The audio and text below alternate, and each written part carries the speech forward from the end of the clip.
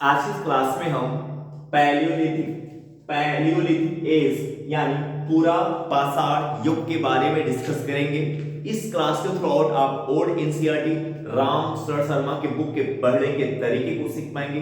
इस NCERT book के प्रत्येक कॉन्सेप्ट और फैक्ट को क्लियर कर पाएंगे और आप इस एनसीईआरटी बुक का शॉर्ट नोट्स बनाना भी सीख पाएंगे। इस एनसीईआरटी के बुक के भीतर किस चैप्टर पे किस टॉपिक्स पे ज्यादा फोकस करें, यानी इस एनसीईआरटी बुक को स्मार्ट तरीके से कैसे यूटिलाइज करें, ये अप्रोच भी आपको सीखने को मिलेगा। पैलियोलिथिक एज के थ्रू हम देखें तो हम इस पैलियोलिथिक एज को यानी पूरा पाषाण युग को हम तीन पार्ट में डिवाइड कर सकते हैं। Lower palaeolithic age, middle palaeolithic age और अपर पैलियोलिथिक एज।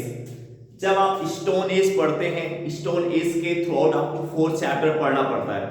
तो उस 4 चैप्टर से क्वेश्चंस कितने बन सकते हैं? जो स्टोन एज के 4 चैप्टर्स आपकी इस ओल्ड एनसीईआरटी के बुक में दिया गया है, तो क्वेश्चंस बनने की जो पॉसिबिलिटीज है वो 1 से 2 क्वेश्चंस, यानी जब आप 4 चैप्टर्स सही तरीके से पढ़ेंगे तब वहां से क्वेश्चंस आने की संभावना कितनी है? 1 क्वेश्चन या 2 क्वेश्चंस आने की संभावना है। अब ये 4 चैप्टर आपको पढ़ना है, उसमें से 1 या 2 क्वेश्चंस आने हैं। तो ऐसे में यहाँ पे स्मार्ट तरीके से उस चैप्टर को पढ़ना आपको आना चाहिए। स्मार्ट तरीके से पढ़ने का मतलब क्या हुआ कि उस चैप्टर, जो 4 चैप्टर स्टोन एज के दिए गए हैं, उस चैप्टर के भीतर आपको किस टॉपिक्स पे आपको ज्यादा फोकस करना है, यानी वो कौन सा एंगल है जहां से क्वेश्चंस बनने की पॉसिबिलिटी ज्यादा है। तो 30 से 35 वर्ष के प्रीवियस क्वेश्चन पेपर के बेसिस पे मैं आपको बता रहा हूं। जो स्टोन एज है, जो स्टोन एज के 4 चैप्टर दिए गए हैं, वहां से जो क्वेश्चंस बनने की पॉसिबिलिटीज होती है वो साइड एक इंपॉर्टेंट एंगल से, साइड्स क्वेश्चंस बनने का एक इंपॉर्टेंट एंगल है। यानी जब आप स्टोन एज पढ़ रहे हैं और स्टोन एज के जब आप 4 चैप्टर्स पढ़ेंगे, उस 4 चैप्टर्स के अंदर आपको किस टॉपिक पे ज्यादा फोकस करना है? जो साइड्स होते हैं, साइड्स जो होते हैं, जो लोकेशन होते हैं, जो स्थल होते हैं, वो क्वेश्चंस बनने के एक इंपॉर्टेंट एंगल होता है। आफ्टर दैट जो दूसरा एंगल होगा वो टूल्स होगा। तो हम इसी सीक्वेंस में डिस्कस करेंगे जो सबसे इंपॉर्टेंट एंगल है क्वेश्चन बनने का, जैसे साइड्स। सबसे पहले हम साइड्स के बारे में डिस्कस करेंगे, ठीक है। तो पैलियोलिथिक एज के साइड्स की बात करें तो आपको पता है कि जो पैलियोलिथिक एज है इसको हम 3 पार्ट में डिवाइड करेंगे, लोअर, मिडिल और अपर। यदि हम लोअर की बात करें, लोअर पैलियोलिथिक एज, जिसको हम लोअर पूरा पाषाण युग भी कहते हैं, इस लोअर पैलियोलिथिक एज को हम अर्ली ओल्ड स्टोन के नाम से भी जानते हैं। ये जो लोअर पैलियोलिथिक एज है, इसे हम अर्ली स्टोन एज के नाम से भी जानते हैं। अफ्रीका में इसकी शुरुआत, लोअर पैलियोलिथिक एज यानी अर्ली स्टोन एज की शुरुआत अफ्रीका में 20 लाख साल पहले हुई। यदि हम अफ्रीका में देखें तो इस अर्ली स्टोन एज यानी लोअर पैलियोलिथिक एज की शुरुआत अफ्रीका में कब हुई? 20 लाख साल पहले। यदि हम इंडिया के एंगल से देखें तो भारत में इसकी शुरुआत कब हुई? 6 लाख साल पहले। भारत में अर्ली स्टोन एज की शुरुआत भारत में कब हुई? 6 लाख साल पहले। और ये जो टाइमलाइन है 6 लाख साल पहले जो इंडिया में इसकी शुरुआत होती है, ये इंडिया के किस साइट के लिए निर्धारित की गई है? ये जो टाइमलाइन है, ये जो डेट है, जो 6 लाख साल पहले इंडिया में शुरुआत होती है, अर्ली स्टोन एज की शुरुआत यानी लोअर पैलियोलिथिक एज की शुरुआत इंडिया में कब होती है? 6 लाख साल पहले। तो ये जो 6 लाख साल पहले इंडिया में शुरुआत होती है, ये इंडिया के किस लोकेशन के लिए किस साइट के लिए इस टाइमलाइन को निर्धारित किया गया है? बोरी। किसके लिए? बोरी के लिए, जो कहां पे है? महाराष्ट्र में स्थित है। बोरी कहां पे स्थित है? महाराष्ट्र में। यानी इंडिया में जो लोअर पैलियोलिथिक एज यानी अर्ली स्टोन एज की जो शुरुआत होती है वो भारत में किस जगह पे होती है? बोरी में होती है। कहां पे होती है? बोरी में होती है। और बोरी कहां पे है? महाराष्ट्र में स्थित है। तो अब इस कारण से इस बोरी को हम जो है अर्ली लोअर पैलियोलिथिक साइट के नाम से भी जानते हैं। इस कारण से हम इस बोरी को अर्लीस्ट लोअर पैलियोलिथिक साइट के नाम से जानते हैं। अब एक क्वेश्चंस यूपीएससी एग्जाम में क्वेश्चंस बनने का एक एंगल क्या हो गया कि हम पैलियोलिथिक एज के किस साइट को जो है अर्लीस्ट लोअर पैरालिथिक साइट के नाम से जानते हैं वो कौन होगा? बोरिक होगा। बोरिक होगा। बोरिक कहां पे है? महाराष्ट्र में स्थित है। लोअर पैरालिथिक एज यानी अर्ली स्टोन एज के और कौन से साइट हैं जहां पे आप वो अर्ली स्टोन एज यानी लोअर पैरालिथिक एज के जो है एविडेंस प्राप्त होते हैं? उसमें एक सोन और सोहन रिवर, सोन और सोहन रिवर वैली, सोन और सोहन रिवर के वैली में। वैली क्या होती है? वैली जो दो पहाड़ों के बीच का जो गहरा स्थान होता है जिसमें आमतौर पर नदी का प्रवाह होता है, उसी को वैली के नाम से जानते हैं। तो अर्ली स्टोन एज यानी लोअर पैरालिथिक एज के एविडेंस और कहां पे प्राप्त होते हैं? सोन और सोहन रिवर की वैली में। ये कहां पे है? पंजाब में जो प्रेजेंट टाइम में पाकिस्तान में स्थित है। तो ये जो आपका सोन और सोहन रिवर है, ये जो सोन और आपका सोहन रिवर है, ये प्रेजेंट टाइम में कहां पे है? पाकिस्तान के पंजाब प्रांत में। प्रेजेंट टाइम में ये जो सोन और सोहन रिवर्स की वैली है, ये प्रेजेंट टाइम में कहां पे लोकेटेड है? पाकिस्तान के पंजाब प्रांत में। पाकिस्तान के पंजाब प्रांत में। और कौन सा लोअर पैरालिथिक एज के और कौन से साइट है? डिडवाना, कर्नाटक, डिडवाना, राजस्थान, कर्नाटक नहीं, कश्मीर, लोअर पैरालिथिक एज यानी अर्ली स्टोन एज के और कौन से साइट है? कश्मीर। कौन सा है? कश्मीर है। डिडवाना जो राजस्थान में स्थित है। डिडवाना थार डेजर्ट में स्थित है। डिडवाना जो है ये थार डेजर्ट में स्थित है, जो कहां पे? राजस्थान में। वेलन वैली जो कहां पे? उत्तर प्रदेश में। वेलन वैली जो कहां पे? उत्तर प्रदेश में। तो ये जो डिडवाना राजस्थान में है, ये भी लोअर पैरालिथिक साइट है, लोअर पैरालिथिक एज की साइट है। डिडवाना राजस्थान, वेलन वैली उत्तर प्रदेश, चिरकी निवासा महाराष्ट्र। तो अभी मैं जो ये साइट डिस्कस कर रहा हूं, किस एज की साइट है? लोअर पैरालिथिक एज यानी अर्ली ओल्ड स्टोन एज की साइट में। और कौन से साइट आते हैं? कश्मीर आता है, डिडवाना जो राजस्थान में स्थित है, वेलन वैली जो उत्तर प्रदेश में स्थित है, चिरकी निवासा जो महाराष्ट्र में स्थित है, चिरकी निवासा जो महाराष्ट्र में स्थित है। इस चिरकी निवासा से 2000 टूल्स, लगभग 2000 टूल्स पाए गए हैं। इस चिरकी निवासा जो महाराष्ट्र में स्थित है, यहां से लगभग 2000 टूल्स पाए गए हैं। नागार्जुनकोंडा जो कहां पे स्थित है? आंध्र प्रदेश में स्थित है। नागार्जुनकोंडा जो आंध्र प्रदेश में स्थित है। भीमबेटका जो मध्य प्रदेश में स्थित है। इस भीमबेटका के जो कैव्स थे और जो केव्स, इस भीमबेटका के कैव्स एंड रॉक शेल्टर्स का use early old stone age के लोगों के द्वारा सीजनल कैंप्स के रूप में यूटिलाइज किया जाता था, उपयोग किया जाता था।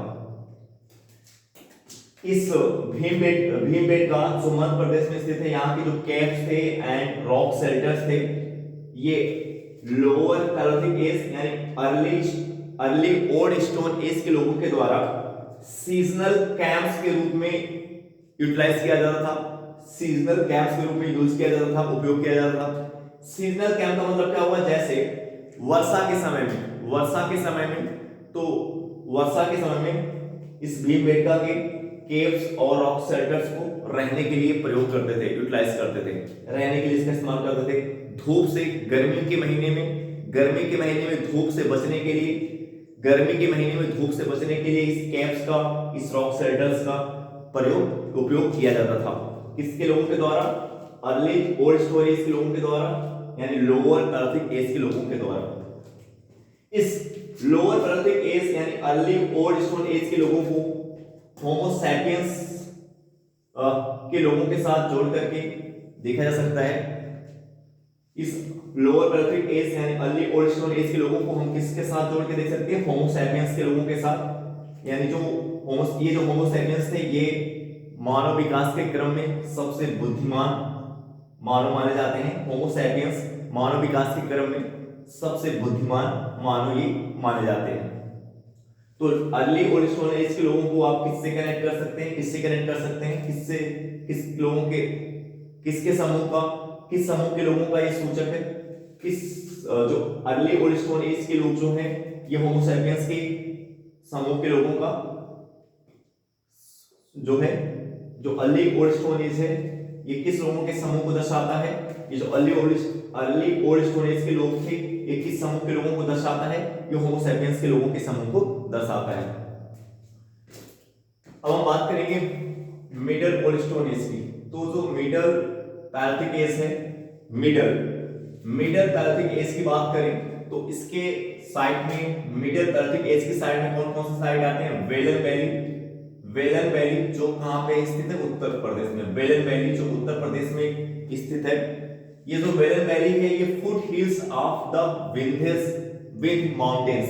जो वेलन वैली उत्तर प्रदेश में स्थित है ये किस हिल पे लाई करता है, foot hills of the Vindhya mountains. तो जो वेलन वैली है ये foot hills of the Vindhya mountains पे लाई करता है, स्थित है। वेलन वैली के बारे में इस एनसीईआरटी की बुक में काफी फोकस किया गया है। जैसे वेलन वैली में जो है वेलन वैली है ये रीच इन स्टोन टूल्स है। जो वेलन वैली है ये रीच इन स्टोन टूल्स है, rich in animal fossils including cattles and deer. Belan valley के ऊपर इस ओल्ड एनसीईआरटी की बुक में काफी ज्यादा फोकस किया गया है। ऐसे में वेलन वैली से क्वेश्चंस बनने की पॉसिबिलिटीज काफी ज्यादा है। यूपीएससी एग्जाम में वेलन वैली साइट को लेकर के क्वेश्चंस बनने की पॉसिबिलिटीज काफी ज्यादा है, क्योंकि वेलन वैली के बारे में इस ओल्ड एनसीईआरटी की बुक में काफी ज्यादा फोकस किया गया है। ये जो वेलन वैली है ये रीच इन स्टोन टूल्स है और रीच इन एनिमल फॉसिल्स। जो वेलन वैली है ये रीच इन स्टोन टूल्स है, rich in animal fossils including cattles and dears. तो अब जैसे क्वेश्चन यूपीएससी एग्जाम में कैसे किस एंगल से पूछ सकते हैं, पैलियोलिथिक एज का वो कौन सा साइट है, पैलियोलिथिक एज का वो कौन सा साइट है जो रीच इन स्टोन टूल्स है, रीच इन एनिमल फॉसिल्स है इंक्लूडिंग कैटल्स एंड डियर। तो वो कौन सा आ जाएगा, वेलन वैली आएगा। अब हम बात करेंगे इस मिडल पैलियोलिथिक एज की, मिडल पैलियोलिथिक एज के और कौन कौन से लोकेशन है, कौन कौन से साइट है। नर्मदा रिवर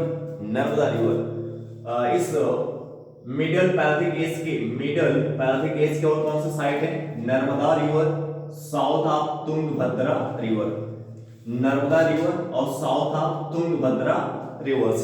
तो यदि आप इन रिवर्स को मैप में देखना चाहते हैं तो आप मैप में देख सकते हैं।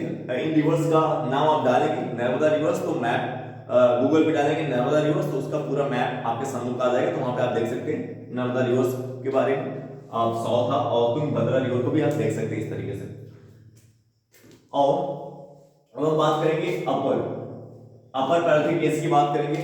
अपर पैलियोलिथिक एज, तो अपर पैलियोलिथिक एज में कितने साइट्स पाए गए, 566 साइट्स। अपर पैलियोलिथिक एज में कितने साइट्स पाए गए हैं, 566 साइट्स पाए गए। ऐसा क्यों, इंडिया में अपर पैलियोलिथिक एज के इंडिया में कितने साइट्स पाए गए, 566 साइट्स। अब आप देख रहे हैं कि लोअर, मिडल और अपर में जो सबसे ज्यादा साइट्स इंडिया में पाए गए हैं वो अपर पैलियोलिथिक एज के हैं, अपर पैलियोलिथिक एज के हैं। 566 साइट्स इंडिया में पाए गए हैं। ऐसा क्यों, क्योंकि जो अपर पैलियोलिथिक एज की साइट थी वो क्या थी, ग्रासलैंड थी और यहाँ पे कुछ फ्यू ट्रीज भी देखने को मिलते हैं। अपर पैलियोलिथिक एज के 566 साइट्स इंडिया में क्यों पाए गए, क्योंकि जो अपर पैलियोलिथिक एज की जो साइट है वो साइट्स कहां पे है, ग्रासलैंड पे है और फ्यू ट्रीज, और इस ग्रासलैंड में आपको फ्यू ट्रीज भी देखने को मिल जाते हैं। अपर पैलियोलिथिक एज में कौन कौन से साइट आते हैं, आंध्र प्रदेश, कर्नाटक, महाराष्ट्र, केंद्रीय मध्य प्रदेश, दक्षिणी उत्तर प्रदेश, झारखंड और upper levels of the Gujarat sand sand dunes का मतलब होता है रेत, रेत का टीला। सैंडोज का मतलब क्या होता है? रेत का टीला। Upper levels of the Gujarat sand dunes. और कौन अपर अपर पैराथिक एस के और कौन सा साइट है? भीमबेटका। भीमबेटका जो 45 kilometre of south of cap Bhopal है। भीमबेटका जो भोपाल से भीमबेटका जो 45 किलोमीटर साउथ ऑफ भोपाल, जो भोपाल के 45 किलोमीटर दक्षिण में पड़ता है। अभी जो भोपाल जो साइट है अपर पृथ्वी केस के लोगों के द्वारा, जो भोपाल अपर पृथ्वी केस के लोगों के द्वारा जो इस भीमबेटका साइट्स को यूटिलाइज किया गया, पर्पस क्या है, किसके रूप में इस्तेमाल किया गया? केव्स के रूप में। यहाँ केव्स और एंड रॉक शेल्टर्स। इसलिए सीजनल, इसको सीजनल कैंप्स के रूप में यूटिलाइज करते थे, सीजनल कैंप्स के रूप में। जैसे ऋतु के अनुसार, जैसे गर्मी के महीने में धूप से बचने के लिए रॉक इस गुफा का इस्तेमाल, गर्मी के समय में धूप से बचने के लिए इस गुफा का इस्तेमाल करते थे। वर्षा के समय में इस केव्स का, इस रॉक शेल्टर्स का इस्तेमाल किया जाता था। ये जो अपर पृथ्वी केस के जो मानव थे, ये क्या है? Men of the modern times. Upper paleolithic age के जो मानव थे वो क्या थे? Men of the modern type. Men of modern type यानी अपर पैरालिथिक एज के जो मानव है आधुनिक मानव के श्रेणी में आते हैं। अपर पैरालिथिक एज के जो मानव है वो आधुनिक मानव के श्रेणी में आते हैं। जैसे होमो सैपियंस जो क्या है, जो किसके होने का सूचक है? किसके होने का सूचक है? ये किसको इंडिकेट करता है? होमो सैपियंस के लोग। Homo sapiens men of the modern type यानी होमो सैपियंस के होने के सूचक को ये जो है अपर पृथ्वी एज के जो लोग हैं वो main of the modern times के आधुनिक मानव है। ये जो किसका सूचक है, दर्शाता है, किसका सूचक है? ये होमो सैपियंस के। तो होमो सैपियंस जो है मानव के विकास के क्रम में सबसे बुद्धिमान मानव माना जाता है। यानी इसका मतलब है कि जो अपर पृथ्वी एज के लोग थे वो कौन थे? मेन ऑफ मॉडर्न टाइप्स, आधुनिक मानव थे। ये किस टाइप के मानव थे? Men of the modern types, आधुनिक मानव, जिसको हम किसके नाम से, किस रूप में जा सकते हैं?